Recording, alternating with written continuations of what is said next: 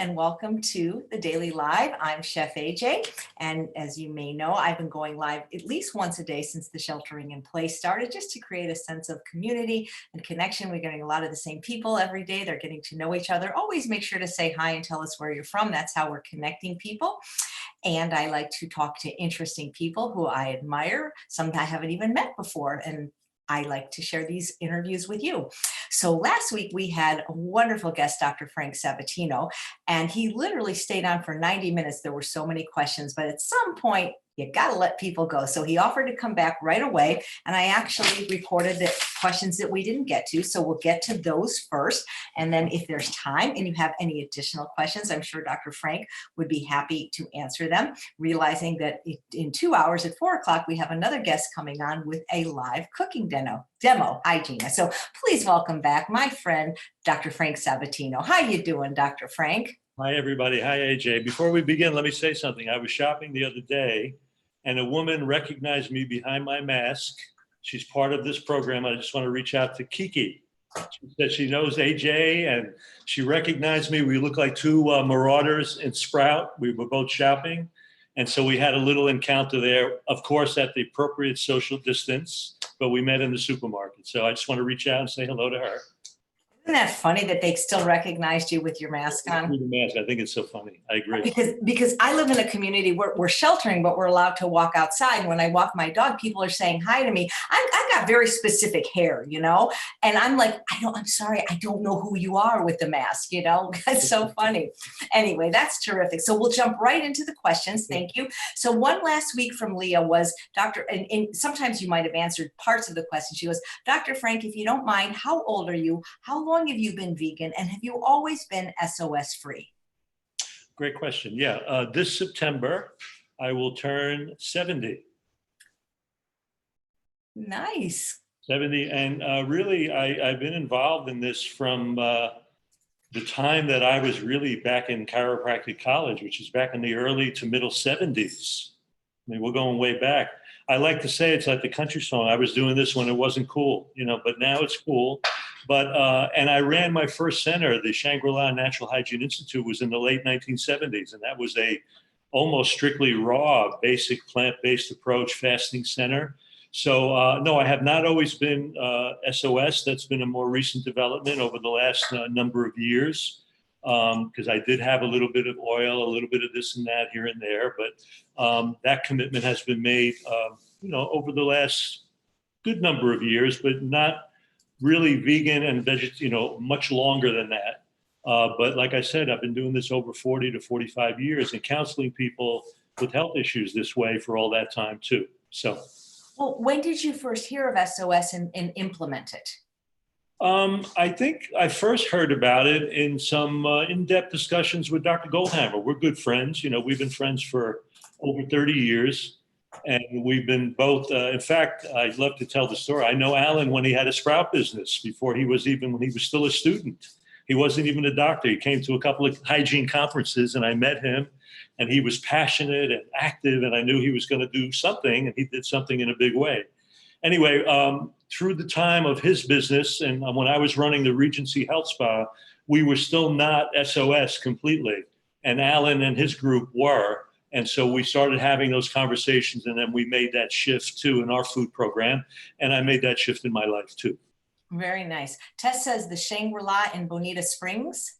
Yeah, somebody goes way back with me there. Yes. Wow. That was back in Bonita Springs back in the late 1970s. And it was a place that had 110 people a week. It was $300 a week. So everybody came. Buddy Hackett used to come. Al Hurt used to come and fast. All these people were my patients back then. And that was my first trial by fire job. I was only 27 years old running that place.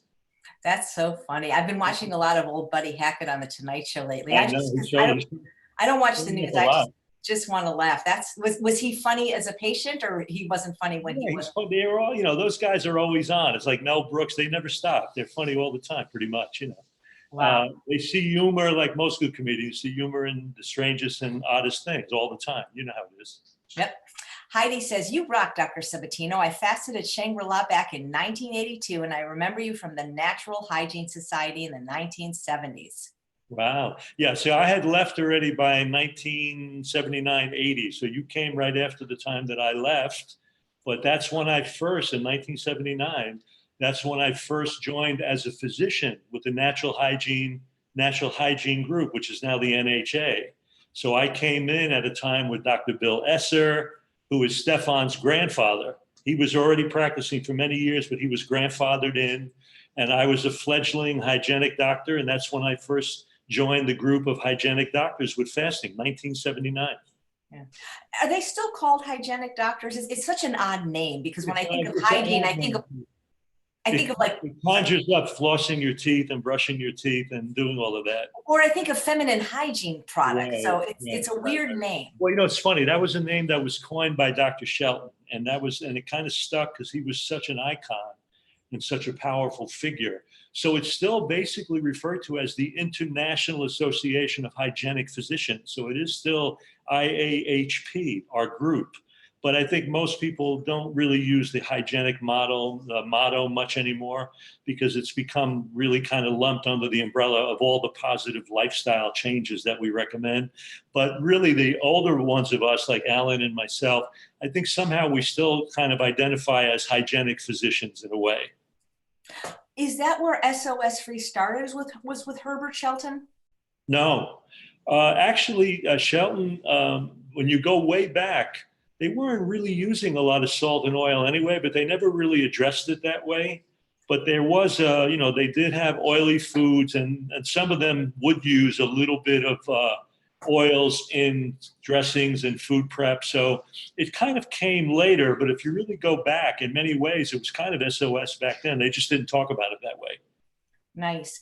Because I have a question here from, it's either Kara or Kara, about how important is it really to exclude sugar and salt? There seems to be disagreement about the plant-based doctors, and that if we do that, we're making it too hard for people to go vegan.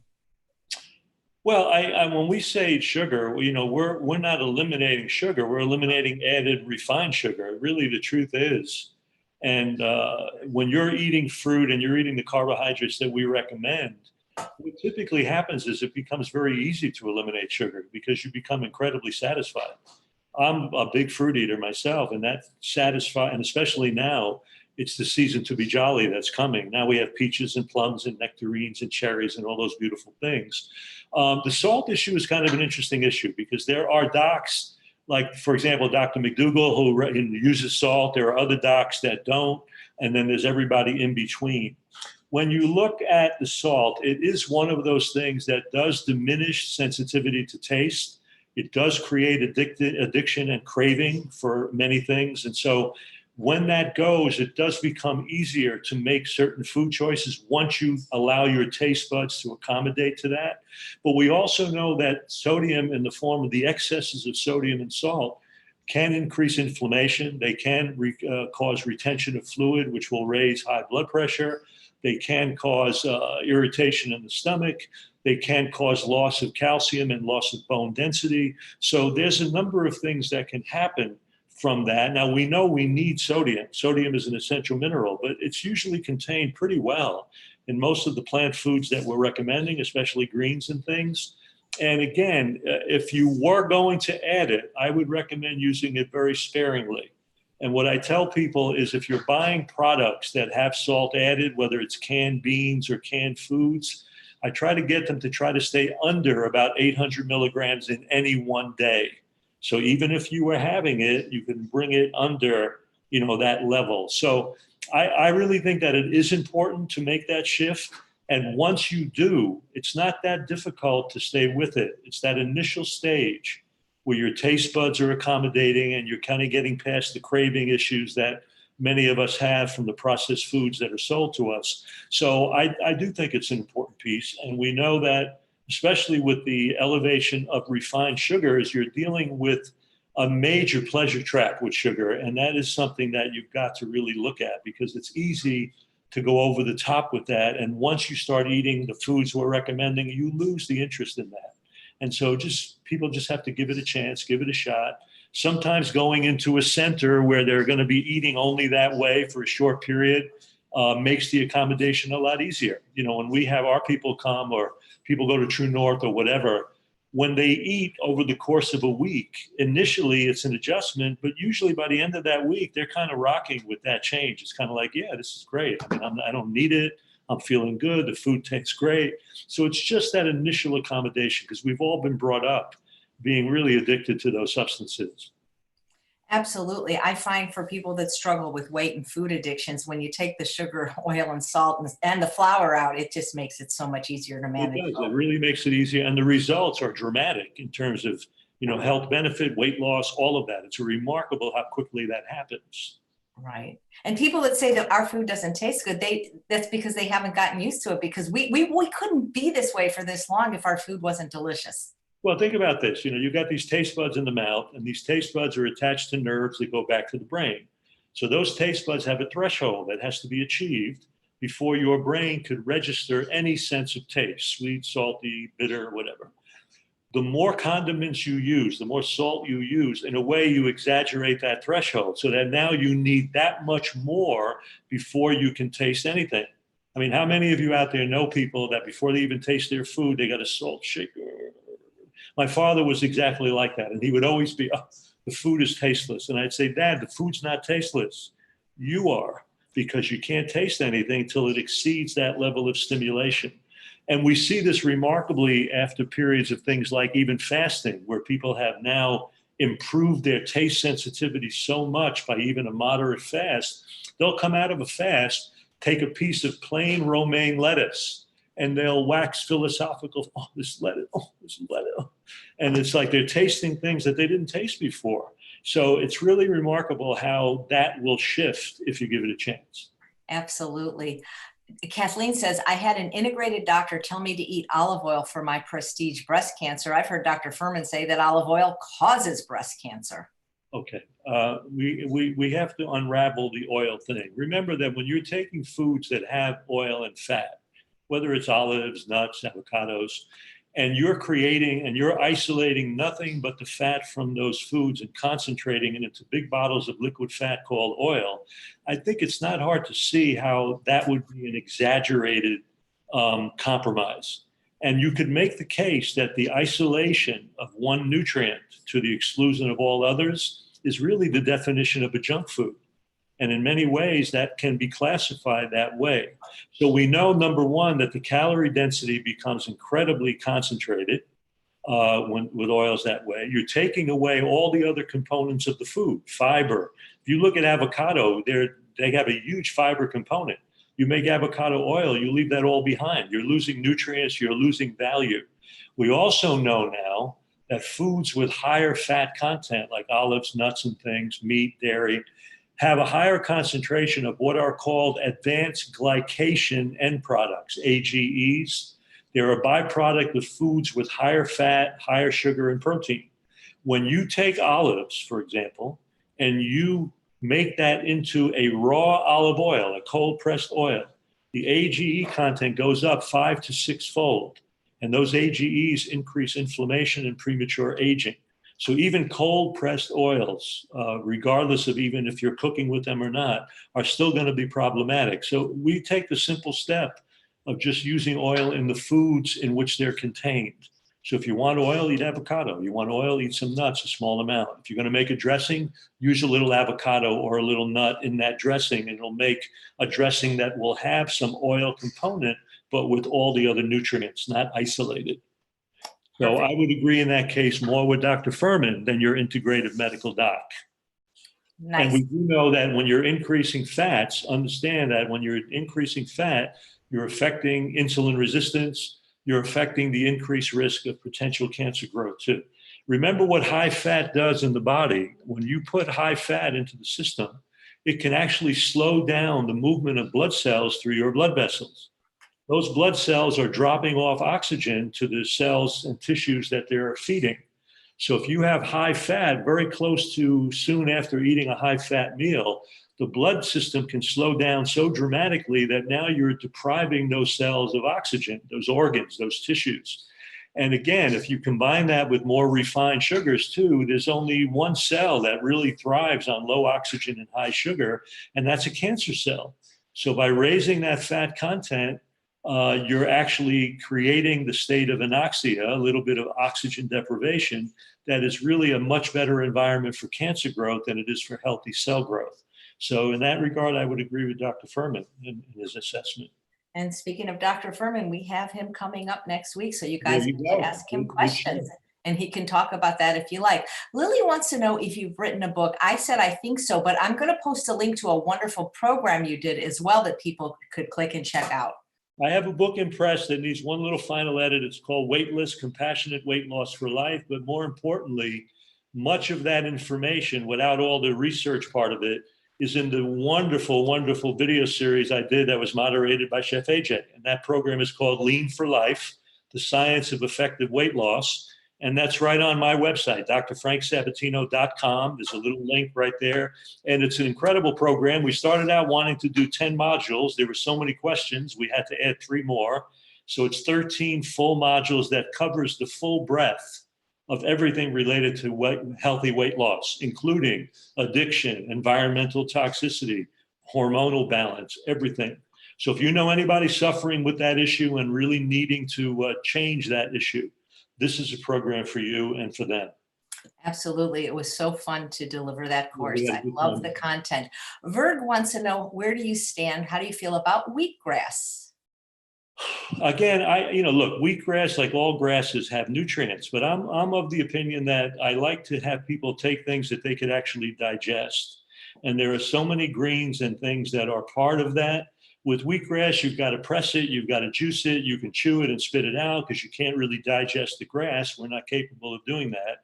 So the bottom line is, while it has some nutrients, I think there are so many other things and that we can focus on edible greens. And so for me, I don't really highlight a lot of wheatgrass use. I know with me, it's even made me a little bit nauseous and so on when I do it. I'm not a big proponent of it, but I know there are people that swear by it. But my opinion is, if you can't digest it, to me, it's not something that's a normal part of our eating plan. Perfect. These questions from last week, there were 3 of them on fasting, which is your area of expertise. Okay, 1 from David and 2 from Judy. I'll read them all together since they're all on the same subject. Judy says, will water fasting help remove cataracts? And a different Judy said, I'm on day 18 fasting for osteoarthritis knee pain. How long does it take to get relief? And David says, can fasting reverse bone density problems caused by celiac? So why don't you talk about the benefits of fasting? Okay, let's talk about fasting a little bit. So just the first thing, when we look at fasting in relationship to osteoporosis, remember, with osteoporosis, you're getting a loss of bone density, you're getting loss of bone architecture. Fasting directly is not going to affect that, because what affects bone density the most is going to, of course, be weight-bearing activity, putting a load on those bones, as well as providing the proper nutrients, including, most importantly, probably vitamin D, which has a great deal on creating a hardening of bone. So there are minerals that are required. And the fact of the matter is, whether it's some degree of calcium, magnesium, vitamin D, weight-bearing activity, all of that is very critical for the health of bone. When you're fasting, the one benefit that can come from fasting is you're not providing the nutrients that bone needs, but you may actually improve the ability of the body to absorb those nutrients more effectively when you're eating, because sometimes there can be a compromise of absorbability, so to speak. The digestive tract may not be working in optimal capacity, so you're not absorbing nutrients from the food that you're eating. One of the things that fasting can do is improve the efficiency of digestion. So in that regard, it may make things more available for the integrity of bone. As far as cataract formation, understand that with cataract, you've got a cross-linking of the protein in the lens that becomes hardened and almost calcified in a way. In my experience, in early stages of cataract formation, fasting may have some value with that. But once there's a true cataract and that's almost become ossified and cross-linked, I haven't seen where fasting has reversed that in the later stages of cataract formation. And as far as celiac disease, when you've got this sensitivity and inflammatory changes in the distal part of the small bowel, again, fasting can help any inflammatory-like disorder that goes on in the bowel, anywhere in the bowel, from small to large intestine. So I've seen celiac be somewhat improved. I've seen ulcerative colitis be somewhat improved. The question is how long it's gone on and how much damage there already is. Sometimes there can be so much damage from an ulcerative colitis or a celiac that the bowel itself has been so compromised that there may not be the ability to heal some of that as effectively.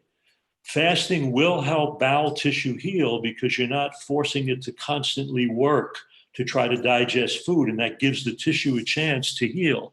But again, it depends on the extent of change. And with celiac, usually does not happen in a portion of the bowel where you're absorbing nutrients. That's usually in a higher portion of the bowel. But it can affect hydration. It can affect some mineral imbalance. And so fasting may help that to some degree. The question is how much pathology is really there. So fasting is really great for reducing inflammation. It's great for promoting healing of damaged tissue. So it's capable of doing a lot of wonderful things, but there are some things that it can't do. And so the bottom line is you have to kind of get a feel for what the pathology is, consult with someone who really knows what they're doing. And you've got people like Dr. Goldhammer, Dr. Gershfeld, you got me, you've got a number of people that are doing this work around the country. And if you call these people, these doctors will be very honest with you. They'll ask to see any blood work or medical reports that you have, and they'll give you an honest opinion that you can count on. I guarantee you that. Thank you. Actually, there's actually two more fasting questions that I just noticed. Donna asked if it could help scleroderma, and Stephanie said, what about fibroids? Yeah, both of those, actually, the short answer is both of those can be helped by fasting. What we find with scleroderma, it's in a class of autoimmune diseases like lupus and other things. And there actually is some major benefit that can happen in autoimmune disorders with fasting, including rheumatoid arthritis, lupus, and the like. And a lot of that comes down to helping the body reestablish the set point of the immune system and healing any ongoing inflammatory cascade that's going on. Many times in autoimmune diseases, you've got these flare-ups of intense inflammatory activity, and you get what's called a cytokine storm. These are chemicals that are released that are linked with the inflammatory process in the body. And that storm can occur, and that storm can cause damage to tissue, even though the immune system is trying to create a beneficial effect. In a way, it becomes over-exaggerated and it starts hurting itself. Fasting can, even by the fourth day, can start to reboot and reset that immune response to some degree and bring it down. I've seen cytokine markers dramatically reduced in even 3 to 4 days of fasting.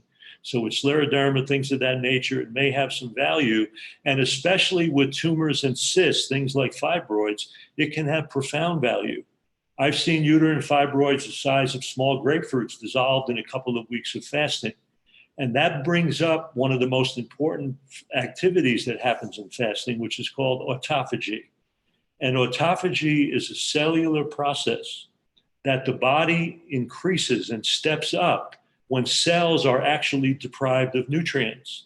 So every cell of the body is going through a normal growth and repair phase and a maintenance phase, but it grows, it divides, it repairs. When you provide nutrients like proteins, amino acids, fats, sugars, the cell is in more of a growth phase, an active growth phase. When you take it away, there are cellular enzymes that begin to kick in inside that cell that trigger the process called autophagy. And all that means is the body starts to engulf old, worn out proteins, all of the debris in cells, breaks them down, and uses that material to feed the cells of the body that are important, all the living cells. So it goes into a maintenance and repair mode when you take food away. So what will happen is in that maintenance and repair mode, the body will utilize what it needs least to provide support for what it needs most. So what does it need most? Well, it needs your liver, your heart, your kidney. What does it need least? Tumors, cysts, cancers, stones. So the body literally will break down tumors and cysts, take from them what it can use, and it will dissolve those growths and tissue changes while it feeds the rest of the body. And that is a remarkable process, autophagy. It's one of the most magical processes of transformation that we see. It's literally like a caterpillar turning into a butterfly. I liken that to the fasting state. People are literally turning into butterflies with that cellular process. That's beautiful. Two more diseases they're asking if they can respond to fasting: rheumatoid arthritis, and what was the second one? Oh, shoot. Macular degeneration. Rheumatoid, again, is under that lumping of autoimmune diseases that have had great response to fasting, and especially the acute inflammatory stage of that. So remember that, again, when you're exaggerating the immune response, and unfortunately, many times people are doing that with the foods they're eating. So if you're eating a lot of animal and dairy products and refined sugar, that's a very acidic inflammatory diet. So it tends to magnify the autoimmune nature of that pathology. When you take those foods away and you put people on a plant-based approach, it becomes a more alkaline, soothing approach. It can reduce inflammation in its own right just from food. If you couple it with the fasting state, it can have a huge impact on reducing some of the tissue damage of rheumatoid, but that's only the beginning of the process. You've got to really follow up with that eating plan over a very long period of time and probably the rest of your life. So the fasting can have value. With true macular degeneration, I haven't had a lot of experience or success really reversing that with fasting. It's not that it can't. Sometimes the macular degeneration can be a byproduct of vascular blockage in the retina, where you've got like same issues like you would have in heart disease or brain disease. Small blood vessels are getting blocked. Fasting may actually, and the diet may actually reverse some of that. It may allow some of that tissue to heal. But if it goes on long enough, there's a chronic disrepair in the retina, and it may be very difficult to change with diet and fasting. Terrific. Louise says, why do my WBC, I guess that's white blood cells, run on the high side? I've been whole food plant-based for a year now. Honey, I don't know how high they are, but again, some people, depending on their own genetics and family history, can run higher levels.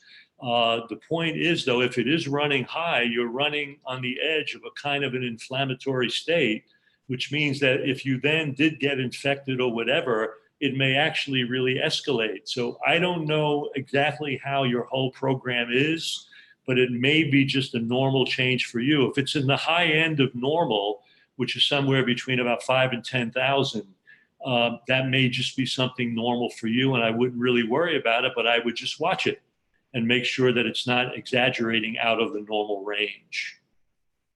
That's wonderful. Thank you.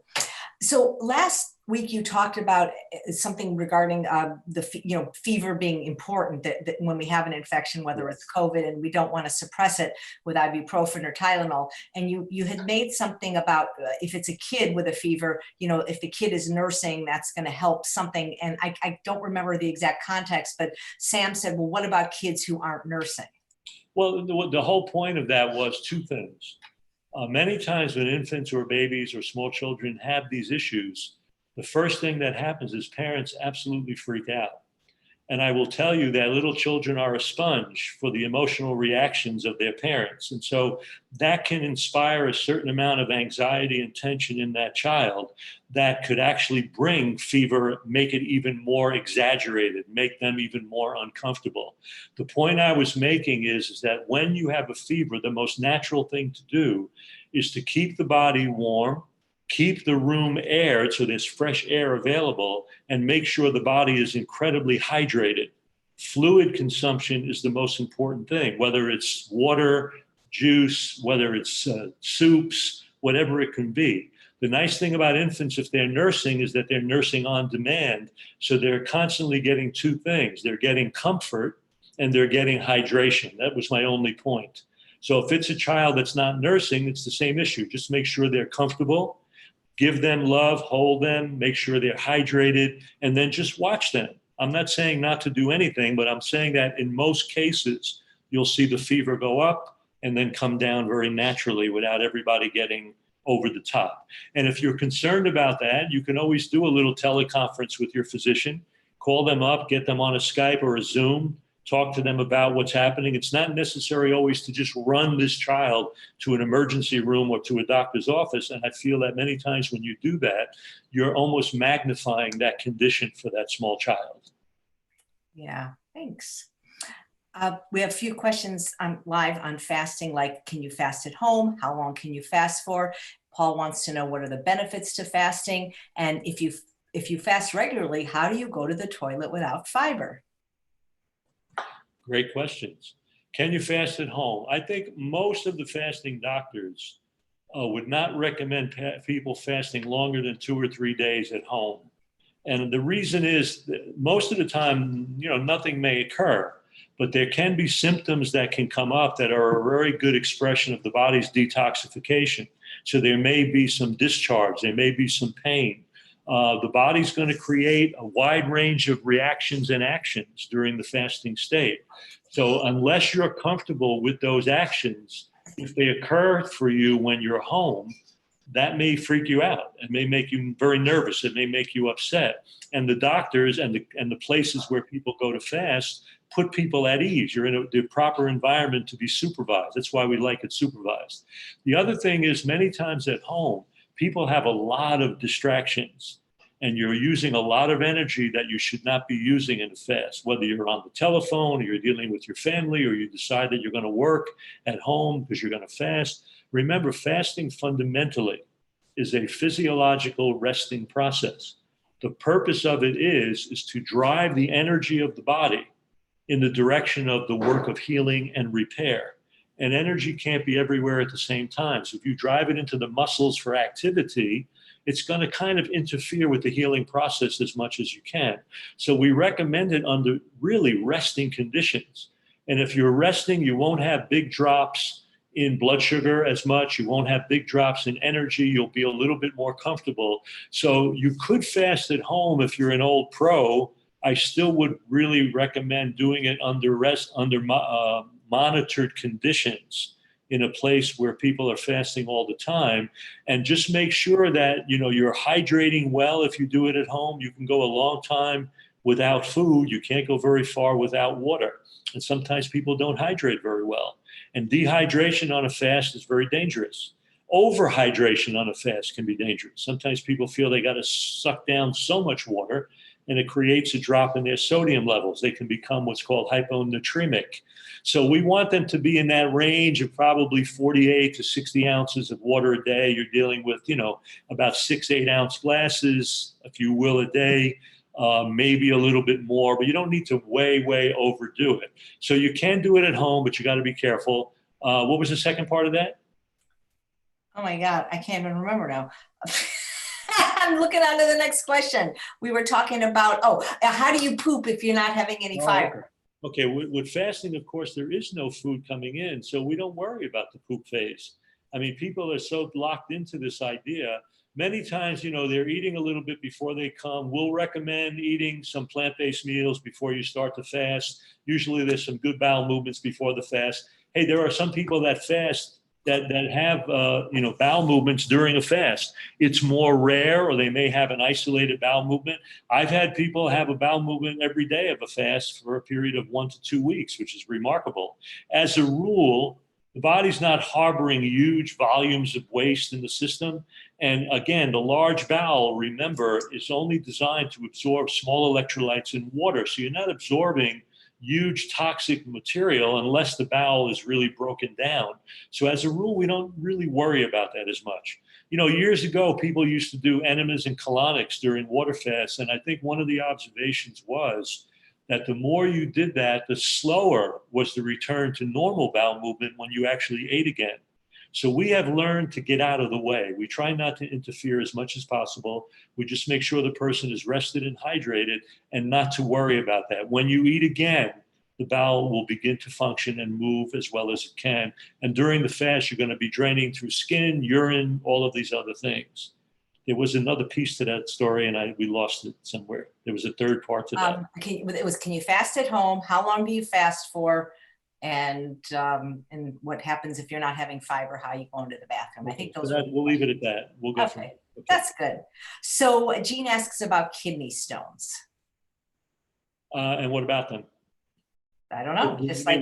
You mean with fasting? Or just in general, what does somebody do? Well, look, a lot of the kidney stones are what we call calcium oxalate stones. So they're usually developed from things with high calcium and oxalates, things like dairy products, chocolate, things of this nature can actually feed that in some people. And not everybody makes a stone from those foods, but if you're prone to it, or if you've got a history of it, eating high protein, high dairy products, the chances for stone formation can be a little greater. Sometimes if there's a huge abrupt weight loss that happens very, very quickly, some stone formation can sometimes occur with that, either in the gallbladder or the kidney. Kidney stones have been resolved during fasting states. So have gallstones. Body can break them down. I will tell you, it's not fun when you pass a kidney stone, because that gravel has to come out the urethra. That's probably the closest that men get to feeling what it's like to give birth. And as you know, men don't do well with pain. That's why they don't give birth. We would never have a baby on this planet if men had to give birth. There'd be one. There would be one. Maybe one, right? Maybe one. So the bottom line is it's dietary related to a great extent. It can be genetically modified too. It can be fixed sometimes by diet and fasting procedures. Sometimes, depending on where it is, it may have to be dealt with medically, and you may have to do lithotripsy. You may have to, break it up with some procedure to get it out of the way. It really depends on how much it's really affecting kidney function. And that's a very big piece, and that needs to be evaluated.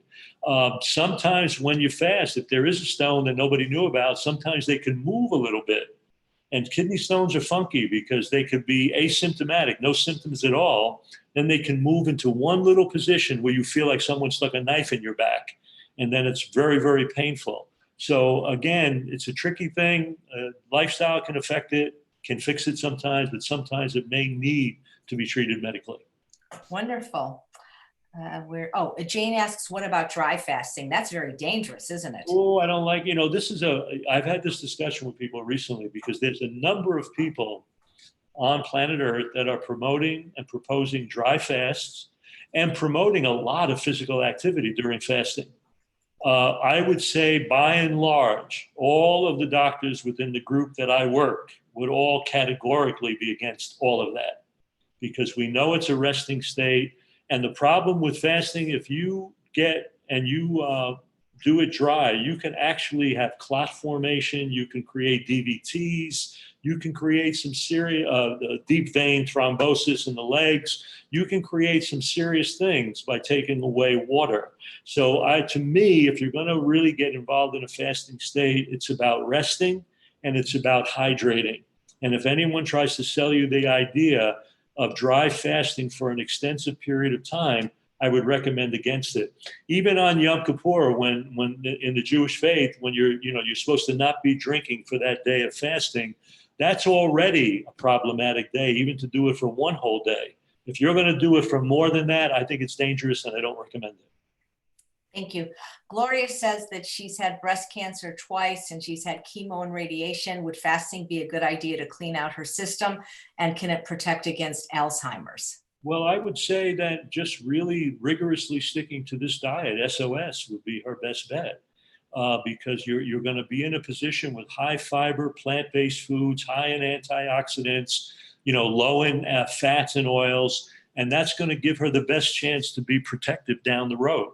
Fasting would be an issue that could help in detoxifying further. So maybe once a year, if she wanted to fast for a week or so, if there was no pathology, but making sure that she's eating the way we're recommending, that would probably be her best prophylactic care for the rest of her life. And I think it would be very valuable. As I mentioned before, autophagy in fasting is very helpful for preventing, not only helping to dissolve growths, but for preventing new growths. And there's a process in the cells whereby that happens. You've got certain chemical enzymes in the cells of the body that are going to be able to step up their action and, again, prevent cancer growth. Remember, for a cancer to begin, there has to be the condition of a local inflammation, and there has to be a condition of local hypoxia, where the cells are starved for oxygen. If in the fasting state, the body will literally reverse most of that to begin with. So you're not going to have the creation, the generation of that. And by following up with the kind of eating plan we're recommending, that would be probably a good prophylactic approach for someone that's already been through 2 bouts of this. Terrific. Roxanne says, how much protein do you recommend for a postmenopausal woman? It's an interesting question. There's this notion that as we get older, we do need a little bit more protein to satisfy certain needs. But the data on protein intake and elevating protein intake is so connected for cancer growth, for so many things. So I think it becomes so easy to exaggerate that. I think for the most part, people are recommending, we're recommending an eating plan of about, let's say, 10 to 12% protein daily. So let's suppose you were eating a diet that was 1,500 to 2,000 calories. That would be about 40 to 60 ounces. It'd only be about 1.5 ounces to 2.5 ounces of protein a day. If you were older and you wanted to go up, let's say, to 70 to 75 grams, could you do it? Could that be beneficial or helpful for an elder gentleman or a woman in postmenopause? It could, but there's no solid data that says that's necessary. So for my opinion is I would just continue to eat the broad base effect. What's more important for me is that you stay on this diet, but as you get into postmenopause, you dramatically keep your physical activity up. That's the most important thing, because you're going to lose muscle mass with age. You're going to lose some bone density in postmenopause.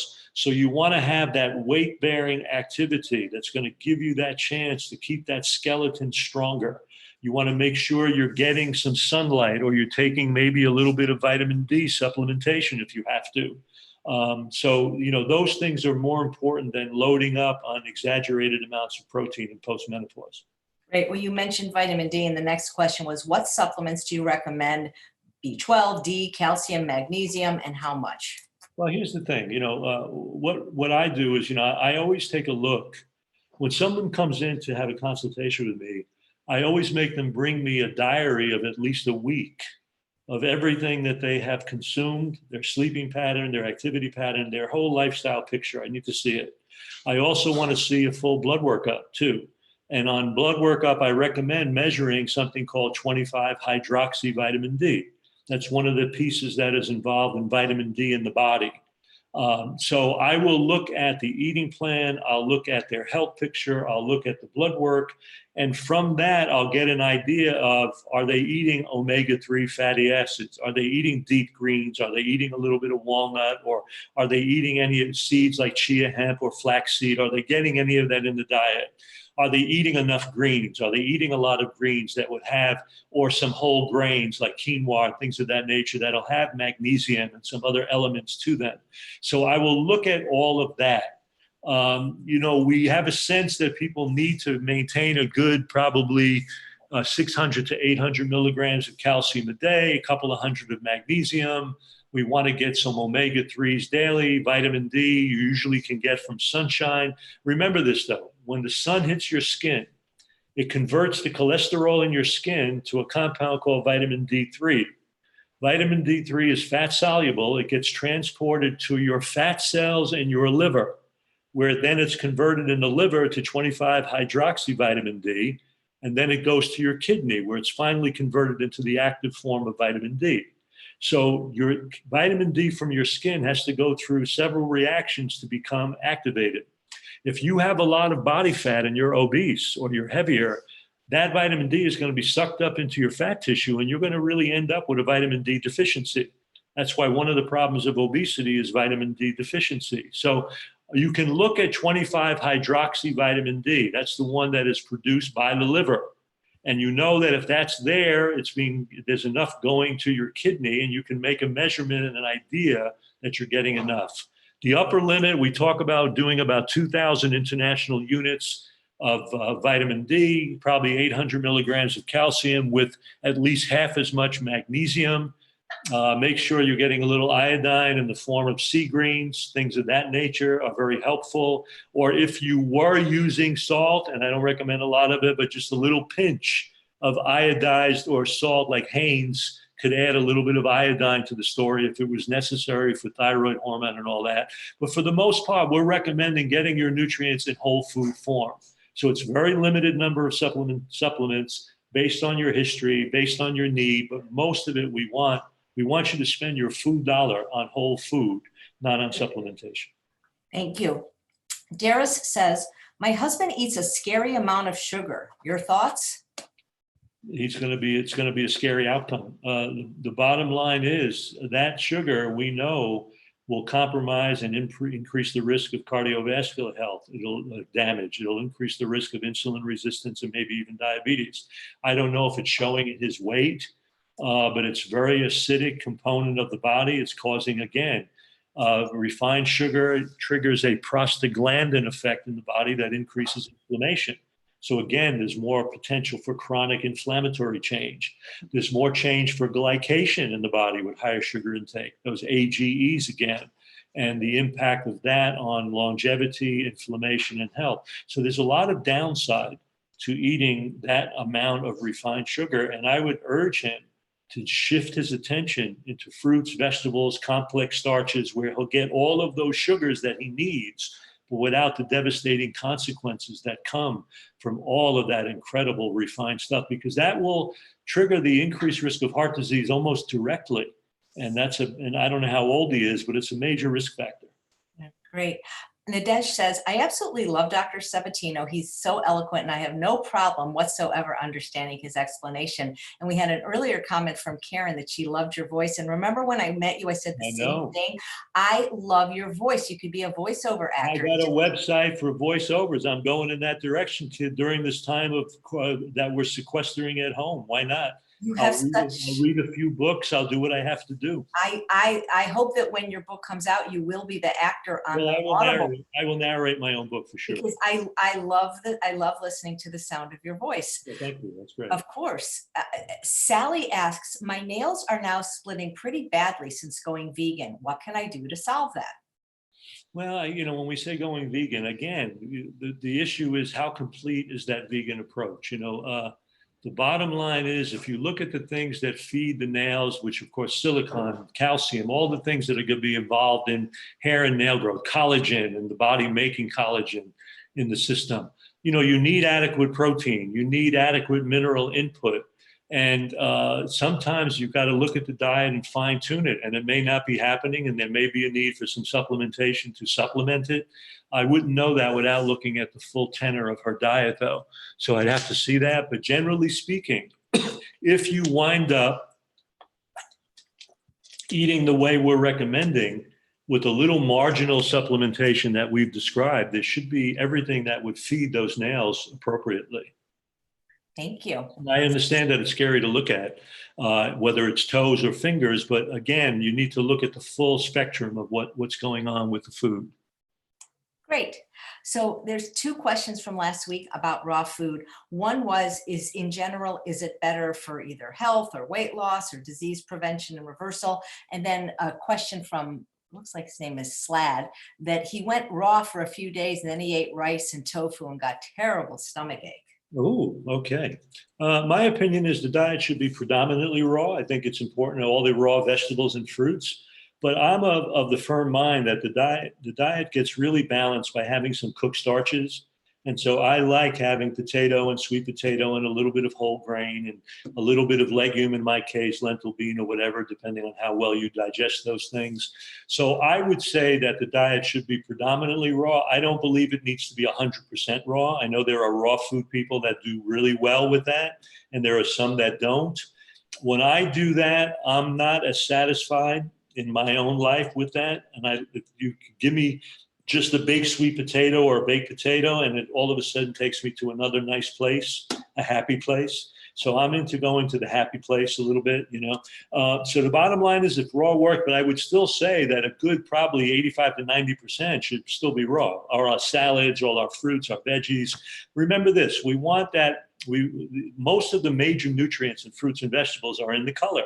So we want to put a rainbow on our plate. I mean, what happens when you overcook fruits and vegetables? You bleach out that color. If you look at the cuisine, what's the color of the cuisine in most hospitals? White, brown, and gray. It's not happening. So we want to definitely make sure you're seeing a rainbow on that plate, and then a little bit of cooked starch and so on with it. And I think That's what will keep people together with the diet over longer periods of time. Otherwise, it gets very extreme. They're trying to live on sprouts and just greens alone. And sometimes you can, but it's much more difficult, in my opinion. Yeah, I'm really amazed at the people that can do it, like Robbie and even Dr. Rick and Dr. Karen, because I tried for 2 years, but I just couldn't feel. But they're also eating a mountain of fruit, which you're not.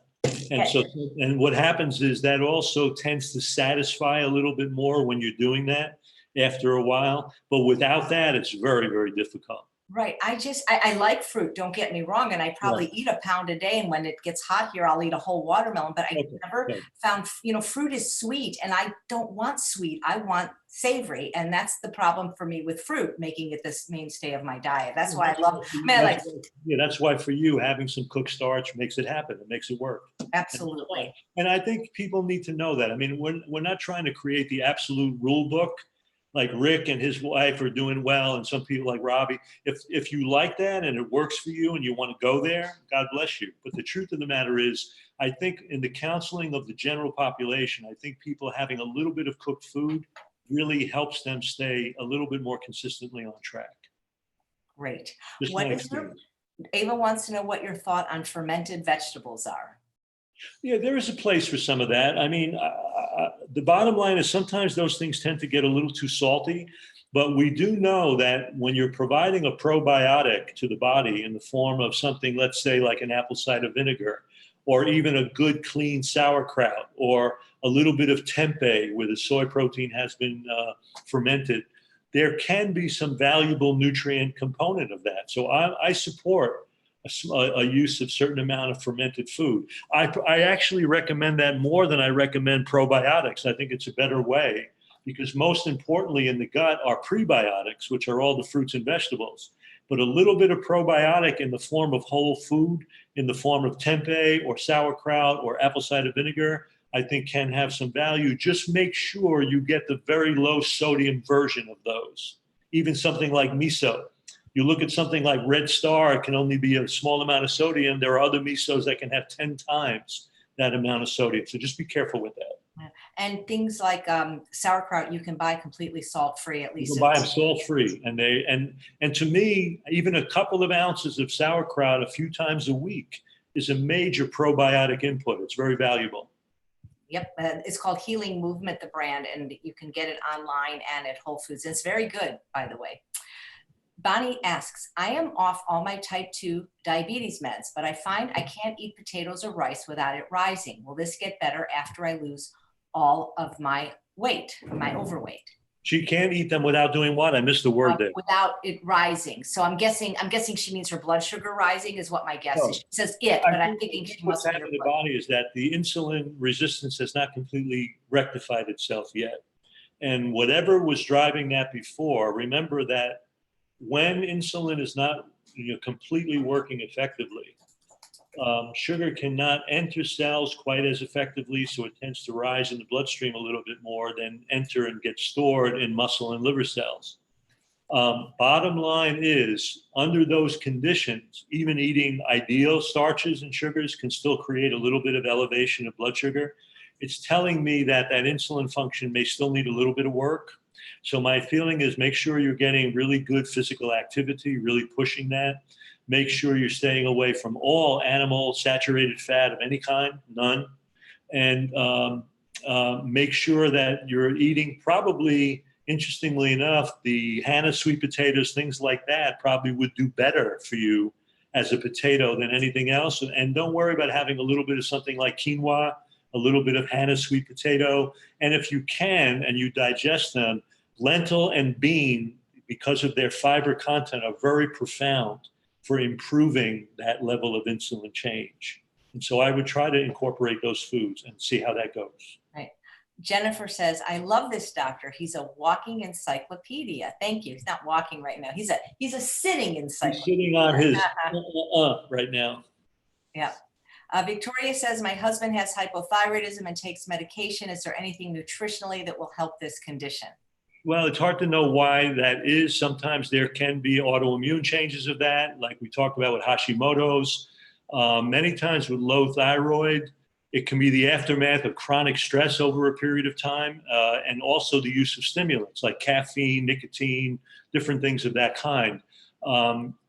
So the bottom line is sometimes when we fast people, there can be a recovery of that. Sometimes just providing the whole diet that we're doing with a little bit of sea greens. If he's not, it sounds like he's medicated though. So with that, they may not want that as much. But sometimes just doing the dietary plan with some stress management, making sure the sleep cycle is good, making sure exercise is consistent but moderate. Sometimes it allows the thyroid to recover. And the way you would know that is by doing follow-up blood work, where you'll notice that under the same medication, the thyroid looks like it's improving. So the doctor can start to cut back on the amount of meds. And so my thing is I love to get thyroid people before they start medication, because when you put in medication from the outside, it's telling your brain that you have enough thyroid hormone. So it tends to shut the thyroid down. That's why if you go to your doctor and he says, I'm going to put you on thyroid meds, and you say, well, how long will I be doing that, doc? What does he usually say? Forever. For the rest of your life, because he knows that by giving that to you, he's actually shutting your thyroid down. And so the bottom line is, can you get to that place without the meds? And if you're on meds, can you start measuring it a little bit more frequently while you do what we're recommending and seeing if it can respond? And if it doesn't respond, then you'll need to stay on it because you need a functional thyroid to work properly. Absolutely. A thyroid is very important. This goes really fast, so I'm sorry that I sometimes miss things. And so if I don't answer your question, it's not because I don't like you. If they could see how fast this thing goes in front of me. I saw something, I can't remember the name of the person, but it was, could they still lose weight if they had high prolactin and a pituitary tumor? That's a great question.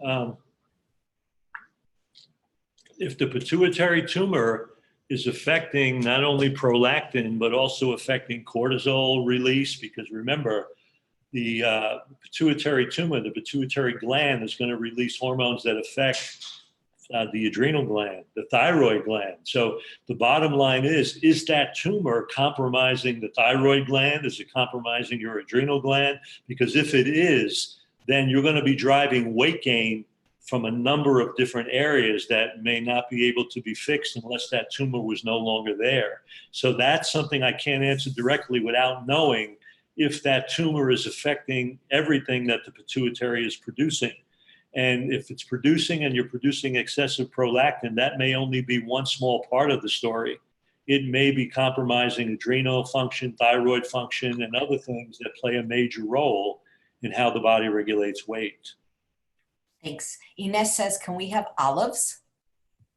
Yeah, but just if you're going to eat olives, remember about 3 to 4 olives is about the entire fat content in any one day that a human being should eat. And I don't know about you, but when I start eating olives, eating 3 is not really my limit. I can go on. And remember, a lot of olives are in brine with high salt and all of that.